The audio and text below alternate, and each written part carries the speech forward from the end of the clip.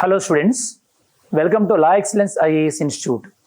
In this video, we are going to discuss about UPSC 2022 Polity Prelims questions and questions key as well as Polity questions explanation also we are going to discuss in this video. So, without any delay, we are going to discuss the first question. This first question is based on judiciary. In this question, the examiner is asking about the contempt of courts. Recently, in our classroom current affairs class, we discussed about the contempt of courts. In article, actually, when we discussed about Rajiv Gandhi case, in that we discussed about Article 141, Clause 1. There, in the Perarivalan case, I told you in the class, Supreme Court used Article 141, Section 1, Clause 1, regarding the doing of complete justice to the, convicted person. At that time, we discussed about Article 141, Clause 2 as well. Article 141, Clause 2, it deals with the, Supreme Court can issue contempt of courts. If any authorities or anyone not following the orders of courts, then Supreme Court will issue the contempt of courts. Actually, in Indian judiciary, the contempt of courts, these provisions were recommended. The rules regarding the contempt of courts recommended by H.N. Sanyal committee. So, and based on that committee, Contempt of Court Act was passed in 1971. So, the first statement is right. So, here the first statement was this Contempt of Court Act 1971, it passed by Parliament. That means in statement number 4, in India, Parliament is vested with the powers to make laws on contempt of court. Obviously, it is right. Based on this provision, Contempt of Court Act was made in 1971. So, option number 1 and option number 4, both should be there in one option. That must be B. We will look at the second statement. That is, Constitution of India empowers the Supreme Court and High Courts to punish the contempt of court of themselves. Of course, the second statement is also right. We have seen Article 141, Clause 2, as well as we discussed about Article 215, that is contempt of court powers of High Courts. So, by looking at this question, we can know that the statement number 1, statement number 2, and statement number 4, all these are right. So, our answer should be B. Next question. This question is regarding the lawyers. Who will call as advocate in India? In India, to call someone as an advocate, he must possess some basic qualification. That is, he must be done with the law degree, as well as the person must be registered in Bar Council of India. So, the first statement is saying that private advocates, they are not considering as advocates. That is wrong statement. Whether you are private or public, as soon as you finish the following two conditions, that is, finishing of law as well as registering a person himself under Bar Council of India, that requirement must be there. So, first statement is wrong. Second statement is all about Bar Council of India. In India, Bar Councils have the powers to regulate the legal education, as well as they have powers to regulate about the law colleges as well. This is about second statement saying. So, second statement is correct. So, this question is demanding which statement is correct. So, second statement is right. So, option B. That is 2 only. Next, third question. This third question is regarding the Constitution Amendment Bill. Which article deals with the Constitution Amendment Bill? Article 368 deals with the Constitution Amendment Bill. So, in classroom, we discussed that Constitution Amendment Bill, it can be introduced in either house, and it can be private member bill or public bill, and there is no provision of joint sitting with respect to Constitution Amendment Bill, and President must accept the Constitution Amendment Bill. That means the first statement, does it require the recommendation of President? No. The Constitution Amendment Bill does not require the recommendation of President. The only money bill as well as finance bill type 1, they are the only two bills which require the recommendation of President. So, first statement is wrong. Second statement, Constitution Amendment Bill, when it is presented to President must accept. Of course, President cannot use veto powers with respect to Constitution Amendment Bill. So, statement 2 is right. With respect to Constitution Amendment Bill, both the houses must approve the bill with special majority, and there is no case of joint sitting. Of course, this statement is right. So, statement 2 and statement 3, both these are right. So, option B is the right answer. This is about Constitution Amendment Bill. Next question is about Council of Ministers. In our polity classes, we discussed that Council of Ministers, the word Council of Ministers will come in various ways. Number 1, Article 74, Clause 1, it is saying that President must act on the aid and advice of Council of Ministers, as well as the advice given by the Council of Ministers to President cannot be questioned in the court. Article 75 Clause 3 is saying that Council of Ministers are responsible only to Lok Sabha, as well as Article 75 Clause 1A is saying that the maximum strength of Council of Ministers should not be more than 15% of the lower house, except Delhi, where the Council of Ministers should not be more than 10%. As well as, according to Article 77, President can make rules for the business of union government. So when you look at these three articles, now we'll try to solve the question. Constitution of India classify the ministers into 4 categories.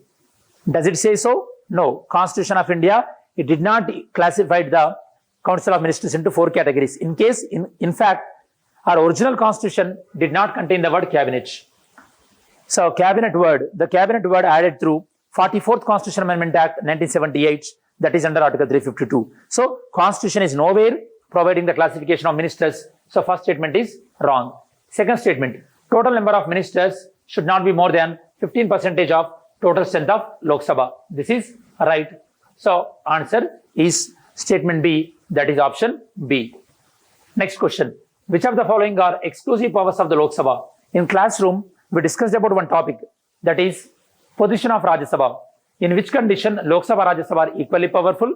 In which condition Lok Sabha is more powerful? And in which condition Rajya Sabha is more powerful? So the question is about which one is the exclusive power of the Lok Sabha. First statement, declaration of emergency. In classroom, I told you, with respect to emergency declaration, both the houses must accept within 1 month. If one house is there, the other house is there, whenever the other house will start their sitting, within 30 days, the other house has to be accepted. That means with respect to imposition of emergency, both houses will have equal power. Whereas revocation of emergency, Lok Sabha is more powerful. Here, declaration of emergency. With respect to declaration of emergency, both the houses will have equal powers. There is no special powers to Lok Sabha. So statement 1 is wrong. So we can eliminate the option A, option C. Then, no confidence motion against the Council of Ministers, it can be imposed, it can be started only in Lok Sabha, and it can be done only in Lok Sabha. That is right. Because just now we have seen, according to Article 75, Section 3, Council of Ministers are responsible only to Lok Sabha. So this statement is right. Always remember, no confidence motion can be in Lok Sabha, cut motions only in Lok Sabha, censure motion only in Lok Sabha, adjournment motion only in Lok Sabha. These are all things you have to remember. Next, impeachment of president. Which article deals with the impeachment of president? Article 61. With respect to impeachment of president, both houses will have equal powers. So it is not exclusive right of Lok Sabha. That is only statement B is right. That is 2 only. Next is with reference to anti-defection law in India, consider the following statements. Anti-defection law. I told you guys in classroom, disqualification of MPs. Disqualification of MPs. Which article deals with the disqualification? Article 102. Article 102 Clause 1 deals with the disqualification done by the President. Disqualification done by the President on the recommendation of Election Commission of India. Whereas Article 102 Clause 2 deals with the disqualification done by the presiding officer. Presiding officer. This Article 102 Clause 2 is all about dealing with the disqualification under defection. Disqualification under defection. These deal by Article 102 Clause 2. According to Article 102 Clause 2, disqualification under defection. In which condition a person will be disqualified under defection? Number 1, a person who voluntarily resigned to his political party. Second one, a person who is not following his party whip. Third condition, an independent member, if he join into any political party, he will be disqualified. And fourth one, if a nominated member, if he want to join in any political party, he must join within 6 months. The first statement is saying that he cannot join in any political party within 6 months. So the first statement is wrong. Second statement. So this according to Article 102 Clause 2, that is anti-defection. Anti-defection law is, it did not say any specific time limit on presiding officer. That means presiding officer can take whatever the time he likes. That is the reason. So this did not provide any time frame to decide about disqualification. So option 2 is the only right answer with respect to this disqualification. Next question is, it is regarding the Attorney General students. Attorney General has power to participate in both Lok Sabha and Rajya Sabha proceedings without having the voting rights. So the statement given, both Attorney General as well as Solicitor General. So this statement is wrong. Second one is, according to Article 76, Attorney General will continue on the pleasure of President. That means President can remove on the advice of Council of Ministers. That means Attorney General can be removed by government at any time. But it did not say, it doesn't mean that Attorney General has to resign whenever the party resigns. It is not like that. It depends on the government. Even though one government resigns, the Attorney General may continue if, like the next government also will continue that Attorney General. That means Attorney General, he will not resign whenever the political party will resign. So both the statements are wrong. So answer is neither one nor two. Next question. This question is regarding the writs issued by court. Okay. Under which article writs will be issued by High Court? 226. Supreme Court? 32. There are 5 types of writs. Habeas corpus, mandamus, certiorari, quo warranto, okay, as well as prohibition. Now the first question is saying about mandamus will not issue against a private organization unless until it is dealing with the public duty. It is right, okay. Unless until it is dealing with the public duty, we can't issue the mandamus against private company, because mandamus as well as quo warranto, they can be issued only against government authorities. They cannot be issued against private authorities. First statement is right. Mandamus will not lie against a company, even though it may be a government company. So this is a qualified statement. We'll keep this for some time. Any public-minded person can be a petitioner to move the court to obtain the writ of quo warranto. That means to get a quo warranto, a person can move to a court. Of course, a person can move to a court in a conditions where either he must have locus standi, that means he must related to that case. In that condition, it can be allowed. So this question is testing whether public interest litigation can be filed with respect to, so this mandamus, quo warranto. Supreme Court clearly say that public interest litigation cannot be filed against quo warranto. So option 3, we should eliminate. So both option 1, option 2 must be right. So this must be A, students. In fact, if you look at the face of the statement, even option 2 is also not right. But benefit of doubt, we can say option 1 and 2 only. Next, 9th question. With respect to Deputy Speaker of Lok Sabha, consider the following statements.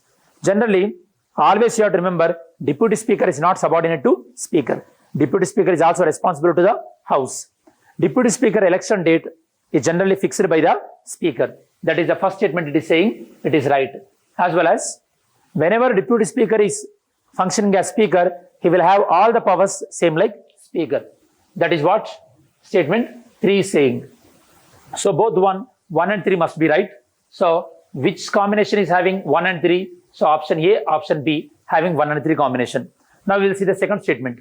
There is a mandatory provision that election of a candidate as Deputy Speaker of Lok Sabha shall be from either from principal opposition or the ruling party. Is there any mandatory like that? There is no such kind of mandatory. In fact, from 11th Lok Sabha onwards, we are following a tradition that we started giving the Deputy Speaker position to opposition parties. So there is no kind of mandatory that. So only option 1, option 3 are right. Statement 1, statement 3 are right. So answer is option A. Next question. If a particular area is brought under Schedule 5, this is about question related to Article 244. Question related to Article 244. Schedule 5. It is originally present in the Indian Constitution. What is the main purpose of scheduled areas? Scheduled areas' main purpose is to protect the people over there. That means their land should not be taken by other people. That is the reason option 1 is right. This would prevent the transfer of land of tribal people to non-tribal people. This is right. Okay. And sometimes aspirant may also think that why not second statement is also, because this will create local self-government body in that area. So local self-government body in that area, it is not created by Schedule 5, it is created by PESA Act 1996. So second statement is wrong. Third statement, this would convert that area into UTs. No, the area will not be converted into UT.